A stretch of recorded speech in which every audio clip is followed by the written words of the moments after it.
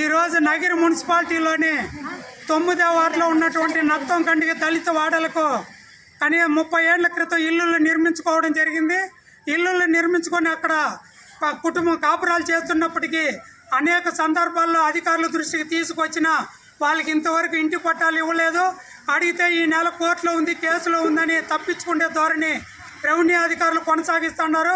అక్కడ ఉన్నటువంటి రాజకీయ నాయకులు కూడా టీడీపీ కానీ వైసీపీ నాయకులు కానీ ఇద్దరు కూడా వీళ్ళని ఓటు బ్యాంకుగానే చూస్తారు. కాబట్టి ఓట్లు ఉన్నప్పుడు మీ సమస్య పరిష్కరిస్తాము, మాకు ఓట్లేయండి, ఓట్లు వేసిన తర్వాత మీ దారి మీద మా దారి మాది అనే ధోరణిలో ఈరోజు వైసీపీ టీడీపీ పార్టీలు వ్యవహరిస్తున్నాయి.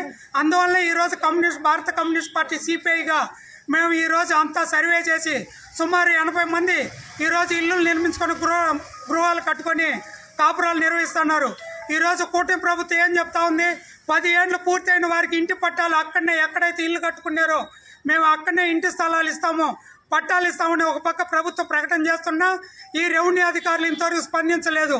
ఇప్పటికైనా రెవెన్యూ అధికారులు స్పందించి మాకు అక్కడ కొండ పొరంబోకు కింద 4 ఎకరాల 20 సెంట్ల భూమి ఉంది, అదనంగా ఇంకొక ఎకరా పక్కన ఉండదు, మొత్తం దాదాపు 6-7 ఎకరాల భూమి ఆడ ప్రభుత్వ భూమి ఉంటే దాన్ని సర్వే చేసి వాళ్ళకి ఇచ్చేదానికి చేతగాని రెవెన్యూ అధికారులు కొంతమంది డబ్బు ఉండేవాడికి తొత్తులుగా వ్యవహరిస్తూ వాళ్ళు వేసిన కేసుల్లో మాత్రం వాళ్ళకి అండగా ఉంటే ఈరోజు వాళ్ళకి న్యాయం చేస్తారు, కానీ దళితులకు న్యాయం చేయడం లేదు.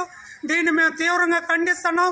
ఇప్పటికైనా రెవెన్యూ అధికారులు స్పందించి వారం లోపు వాళ్ళకి న్యాయం చేయకపోతే మేము చలో చిత్తూరు కలెక్టరేట్ కూడా పిలుపునిచ్చి పెద్ద ఎత్తున కార్యక్రమం చేస్తా తెలియపరుస్తూ ఈ అధికారులు హెచ్చరిస్తూ ఉన్నాం.